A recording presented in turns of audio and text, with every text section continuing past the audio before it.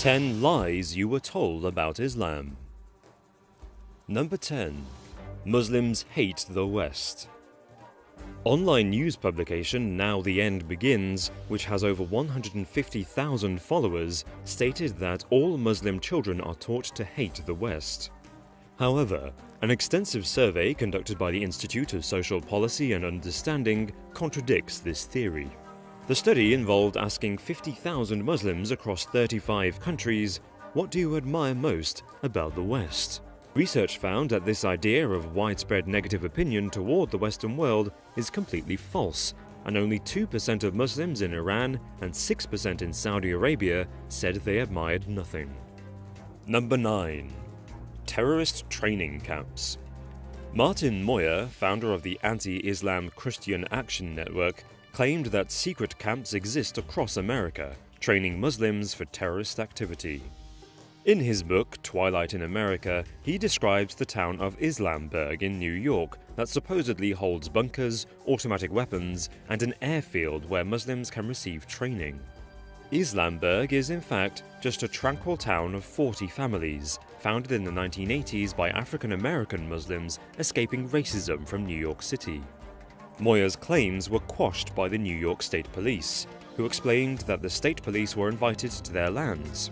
"I don't know any other place where, if something nefarious was occurring, they would willingly invite law enforcement officers to come and have lunch." Number 8. No-Go Zones. In January 2015, Katie McFarland, the national security analyst for Fox News, exposed the existence of 750 no-go zones across France. She revealed that the areas prohibit non-Muslims from entering and operate under strict Sharia law, where ambulances have access only by police escort. McFarland's statements were pure speculation, as these supposed no-go zone areas were simply towns that French authorities prioritized for urban renewal and state aid. Subsequently, the Paris City Council approved a lawsuit to sue Fox News for reporting such nonsense. Number 7. Islamic terrorist world domination. During his presidential campaign, Jeb Bush stated that the biggest threat today is Islamic terrorism. However, research conducted by the University of North Carolina found that out of the 190,000 Americans murdered since 9/11, only 37 deaths were linked to Islamic extremists.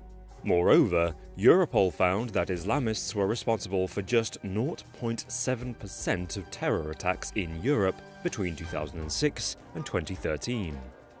Number 6. Celebrating 9/11.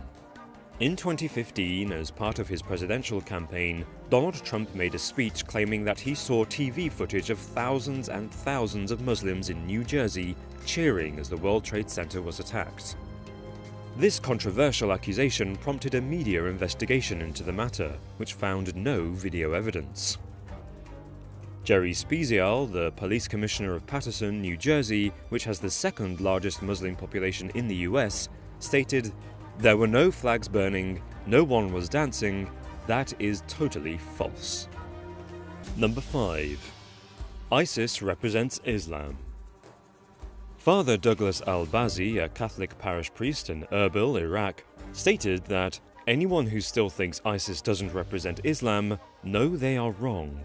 ISIS represents Islam 100%. In reality, ISIS is not just un-Islamic, it is anti-Islamic, and in the first 8 months of 2015, ISIS was responsible for the deaths of over 9,000 Muslims in Iraq alone. The terror organization has also claimed responsibility for repeatedly bombing mosques across the Middle East. Number 4. Muslims support violence. The Center for Security Policy, a US think tank known for engaging in conspiracy theories, claimed that 25% of Muslim Americans support violence against other Americans.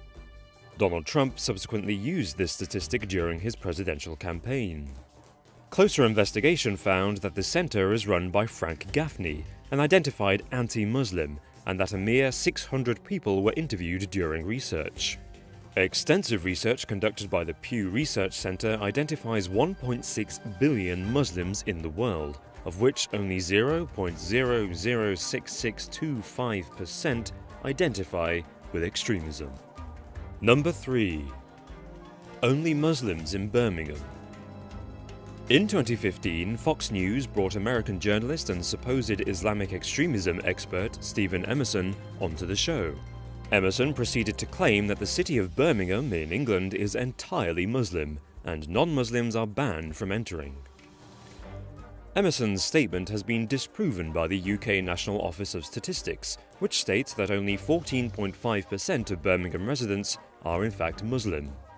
In response to the vastly incorrect claims, Prime Minister David Cameron said, "Frankly, I choked on my porridge and thought it must be April Fool's Day. This guy's clearly a complete idiot." Number 2. Muslim women are oppressed. Britain First, the far-right fascist political party, states that women are oppressed by Islam. Muslim women are expected to cover their entire bodies with a niqab or burqa. In fact, the Quran merely states that women should guard their modesty and does not order any particular dress.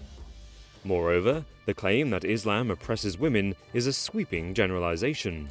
In many cases, Muslim women are often highly educated, such as in Iran, where more women attend higher education than men. Number 1. Muslims must kill people of other religions. 2016 Republican presidential candidate Ben Carson took to Facebook to voice his opinion that he would not support a Muslim president.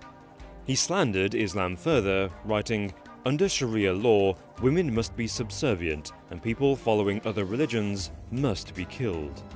The Quran specifically says the opposite, stating one who kills a non-Muslim person under protection will not even smell the fragrance of paradise.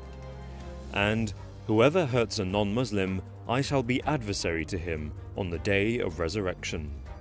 Okay, so we made this video because we feel that Islam gets a very bad rep in the press, so we decided to put some truth on what's lies and what's bullshit. Yeah, if you enjoyed the video, please give it a like and let us know what you thought in the comments. Until next time, guys. See you in a bit.